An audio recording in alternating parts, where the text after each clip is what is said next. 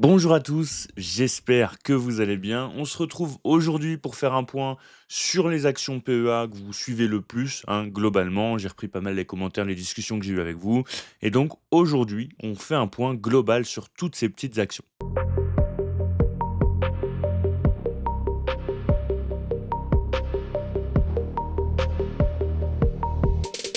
Comme d'habitude, n'hésitez pas à liker, à laisser un petit commentaire sur la vidéo et à vous abonner, ça permet de soutenir mon travail. On commence tout de suite avec, LVMH. LVMH qui a bien rebondi. Hop, par rapport au point bas, on est à plus 25. Donc c'est plutôt positif. Moi je suis repassé en plus-value dessus, donc voilà, je suis plutôt satisfait. Après c'est une action que je veux garder sur le long terme. Vous avez très certainement vu la petite interview de Bernard Arnault, qui parlait effectivement de la future imposition, potentielle imposition là qui a été votée, sur les entreprises. Et effectivement, il dit que si on se met à taxer de plus en plus le made in France, ça va être compliqué, de ne pas délocaliser. Donc effectivement, il a évoqué ça. On a eu aussi les résultats, qui sont pas mirobolants non plus. Je les ai plus exactement en tête. Je les ai mis sur le club des investisseurs rationnels. J'ai fait un petit résumé des résultats importants là, des actions PEA US. Donc, n'hésitez pas à nous rejoindre si vous voulez sur le club des investisseurs rationnels. Vous avez le petit lien dans la description. Donc on a eu ce rebond de, LVMH. On est repassé, hop, juste ici. Alors on va se mettre des petites flèches, hop, couleur, moyenne mobile 200. Vous voyez que on avait notre petite moyenne mobile 200 périodes qui servait de résistance. On a vu la tester une fois, 2 fois et c'était pas passé. Là, ce qui est intéressant, c'est que, hop, on est en train juste ici, on est en train de la casser et on est en train de la retester. Donc si on tient cette moyenne mobile de 100, si on repasse au-dessus, c'est plutôt positif, surtout qu'à long terme, c'est assez rare qu'on passe, en dessous. Il y a eu la crise de 2008 et il y a eu, globalement, l'après-crise, de la bulle internet. Donc c'est intéressant effectivement si on revient au-dessus de cette moyenne mobile de 100 périodes en weekly. Donc là, je vous parle évidemment de long terme. On a une grosse zone de confluence. Je suis pas sûr qu'il y ait un order block à cet endroit-là. Si, il y a un order block, donc aux alentours effectivement des 550. C'est une zone, dont on avait beaucoup parlé. On s'est arrêté au-dessus, on s'est arrêté à 570. Moi, j'avais déjà une grosse position sur LVMH, donc j'ai peut-être pas très bien géré. C'est peut-être l'action, PEA sur laquelle j'ai le moins bien géré mes entrées. Heu donc voilà, j'ai pas, souhaité recharger à nouveau.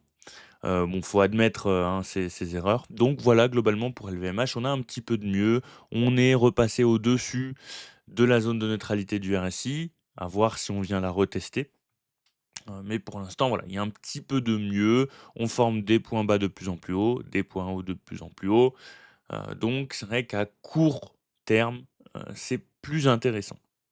Je voulais aussi rapidement vous parler d'Hermès qui a une belle config aussi, qui avait effectivement formé une petite tendance baissière à moyen terme et qui est repartie à la hausse. D'ailleurs, on va dire au revoir à ce canal et pour l'instant, on repart sur un trend following haussier. Donc plutôt intéressant aussi sur hop, je vais d'ailleurs alors chaque action a une moyenne mobile, qui la fait réagir. En l'occurrence, pour Hermès, en weekly, c'est plutôt la moyenne mobile, sans période en violet que vous avez juste ici qui sert de support. Donc voilà, Hermès, c'est rapide, c'est haussier, il n'y a pas grand-chose à dire sur Hermès.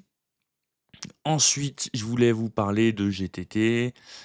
GTT, on a enfin cassé, hop, notre petite résistance des 145. À voir si on arrive à former un nouveau plus haut, au-dessus des 151,4. Ça reste haussier pour l'instant, hop, sur GTT. On a quand même, on est en zone de résistance et si on arrive à franchir cette zone de résistance, eh ben, on pourrait aller chercher plus haut. Ensuite, on a Air Liquide, un petit peu même configuration que, LVMH globalement. On était en train de former des points hauts de plus en plus bas, des points bas de plus en plus bas. donc à moyen terme, une tendance plutôt baissière et là, on a rebondi sur la zone qu'on avait identifiée, la zone des 155 globalement.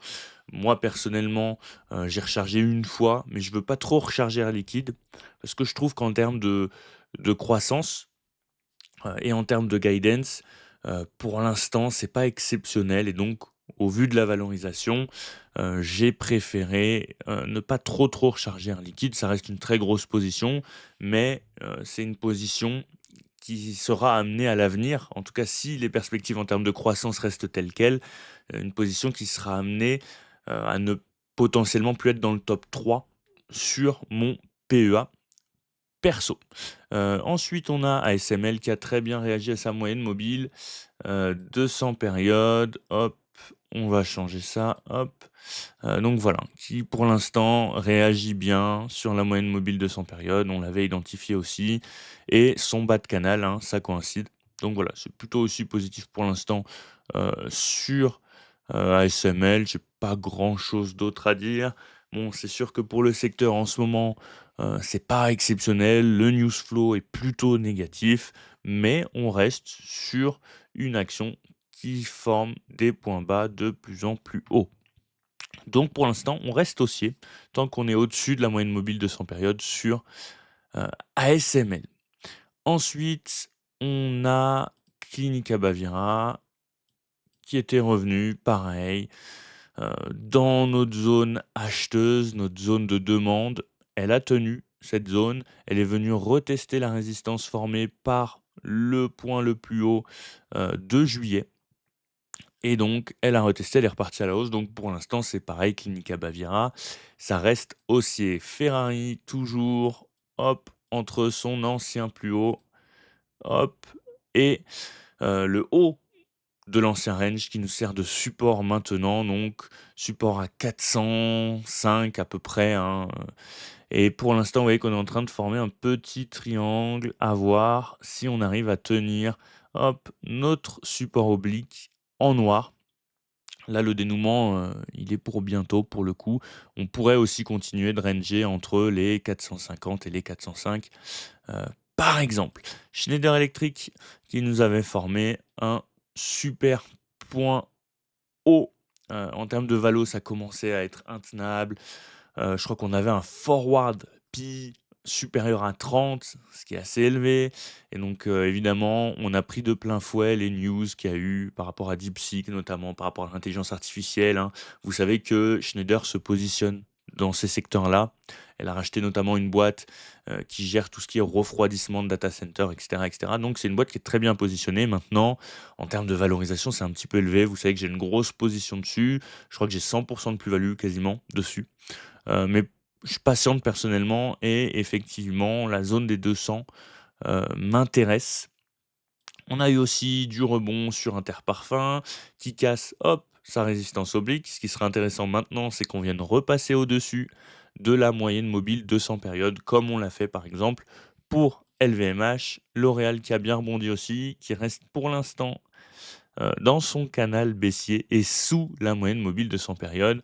Hein, vous voyez qu'elle nous avait servi de support à plusieurs reprises. Donc ce qui serait intéressant serait de repasser au-dessus, à voir si on a du mieux au niveau des résultats, au niveau de la conjoncture économique notamment. FDJ toujours dans son range long terme, on va dire, hein, ça travaille beaucoup à l'horizontale sur FDJ, on cherche des relais de croissance, notamment en faisant des rachats de la croissance externe. Donc voilà, pour l'instant, on est sous la moyenne mobile de 100 périodes qui a pas un gros historique, donc heu, plus ou moins, une référence. Mais on voit quand même qu'on forme une borne haute aux alentours des 40 euros et une borne basse aux alentours des 30 euros pour FDJ. Pour l'instant, c'est assez simple. Total Energy, toujours dans son canal baissier. Comme vous pouvez le voir, on a quand même un support aux alentours des 51 euros. À voir ce qui se passe par la suite. On est repassé au-dessus de la moyenne mobile de 100 périodes. On sera potentiellement amené à la retester. Et tant qu'on restera dans ce canal, eh ben, ce sera baissier pour Total Energy. Du moins, à moyen terme, c'est baissier. Ensuite, je voulais vous parler de Wavestone qui a publié ses résultats.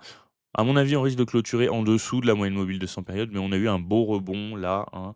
On est passé au positif, hein, sur le PEA de la chaîne YouTube, le PEA qu'on a créé, très récemment et qu'on développe ensemble. Les résultats globalement, en croissance externe, c'est on a une belle croissance externe. Je crois qu'on est aux alentours de 56, si je vous dis pas de bêtises, sur 9 mois, ce qui est très bien. Par contre, en organique, on est à -1. Donc en interne, globalement, c'est moins bien. Pour l'instant, le marché a réagi positivement. On est toujours, dans une sorte de range avec une borne basse aux alentours des 40 et une borne haute aux alentours des, 53. Je voulais vous parler de Stellantis. Hop, Stellantis, on va se mettre en daily. Hop. Il faut fouiner un peu en analyse technique. Il y a des choses qui réagissent mieux que d'autres en fonction des actions. Et on va se mettre, hop, moyenne mobile 50 périodes, moyenne mobile 100 périodes. Et hop, je vous l'avais mis à plusieurs reprises sur Instagram et sur Twitter. D'ailleurs, n'hésitez pas à nous suivre sur Instagram et sur Twitter. Mais globalement, on réagissait bien à la moyenne mobile, hop, 100 périodes et à la moyenne mobile 50 périodes, qui nous servait de résistance sur toute la phase baissière qui dure depuis globalement mars 2024. Donc on avait une grosse phase baissière là, à plutôt moyen terme et à court terme, on latéralise là. Et chose intéressante, on est passé au-dessus, hop, pour l'instant, des moyennes mobiles 50 et 100 périodes. Donc il y a un petit peu de mieux. Maintenant, on a un gap à combler aux alentours des 14, en dessous des 14, hein. Globalement, on pourrait venir le combler potentiellement. Mais globalement, on est sur une phase de latéralisation pour Stellantis et on repasse au-dessus des moyennes mobiles 100 et 50 périodes. Donc c'est un petit peu plus positif en termes de technique. Equasense, hop, qui est venu toucher, hop, en weekly. Alors, on va se la mettre en weekly parce que sinon, ce sera pas lisible. Hop. Donc, pareil, grosse phase baissière, comme vous pouvez le voir. On s'enlève les moyennes mobiles et on va se mettre les order blocks. Et à l'heure actuelle, on est sur un order block acheteur pour Equasense. Donc si on le tient, c'est plutôt positif. En revanche, s'il venait à céder, on pourrait aller chercher beaucoup plus bas et on a une grosse zone de travail aux alentours des 26 euros. Donc ça va aussi dépendre des résultats. On attend une reprise de la croissance pour 2025. On l'attend. Effectivement, il ne faudrait pas qu'on soit en dessous du consensus du marché parce que sinon on pourrait aller chercher bien plus bas, pour Equasense. Hop, je voulais aussi vous parler de, hop, ST Micro, c'est pas super positif, hein. Franchement, hop, c'est baissier pour ST Microelectronics. On a cassé, notre zone de support, hein, dernièrement. On pourrait potentiellement bon, ça fait quand même encore une grosse chute, donc à voir si c'est uniquement, de la volatilité et qu'on réintègre. Sinon, on pourrait aller chercher, hein, ça va dépendre des résultats, hein, il faudra encore moins 33. Donc j'ai pas trop la valo en tête, j'ai pas trop les résultats en tête, c'est pas trop une société que je suis, pour l'instant, mais on voit quand même que c'est ultra baissier, sur ST Micro. Hop, alors Trigano, c'est une boîte que j'avais utilisée comme exemple globalement pour le club des investisseurs rationnels. Je vais vous enlever tout ça, parce qu'on avait analysé aussi les volumes et on avait eu là une cassure ici, là, juste là. On avait une cassure avec volume. Là, il y avait pas de volume sur la tentative de cassure, donc on avait identifié que c'était pas forcément le bon moment. Et donc moi, j'étais rentré sur la cassure avec volume ici, et puis j'avais revendu plus haut. J'avais fait une plus-value, de 15 peut-être. C'est pas forcément une action que je voulais garder, hop, sur le long terme.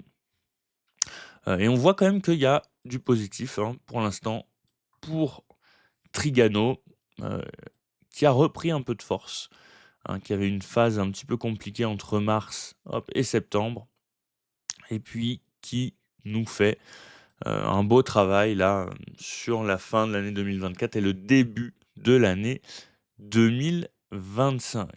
On a aussi Dassault Systèmes qui reprend des couleurs avec, comme vous le voyez, on a formé un petit W, avec globalement une réaction à notre zone de support oblique.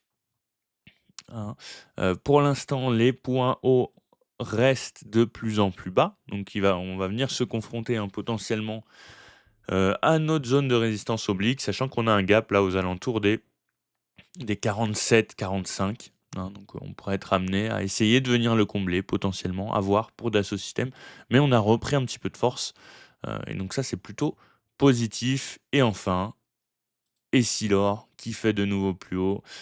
Personnellement, j'attends un petit peu, hein, c'est une boîte qui m'intéresse, mais pour l'instant, en termes de valorisation, c'est assez élevé, donc à voir. On pourrait venir retester notamment la zone des 236. Moi, j'attends des zones de valorisation un petit peu plus raisonnables, mais c'est une très belle boîte et techniquement, elle est haussière. Essilor, qui pour l'instant fait un très beau travail. J'espère que la vidéo vous aura plu. Si c'est le cas, n'hésitez pas à liker, à laisser un petit commentaire et à vous abonner. Vous pouvez aussi souscrire à la chaîne si vous voulez me soutenir. C'est le petit bouton rejoindre quand vous êtes déjà abonné.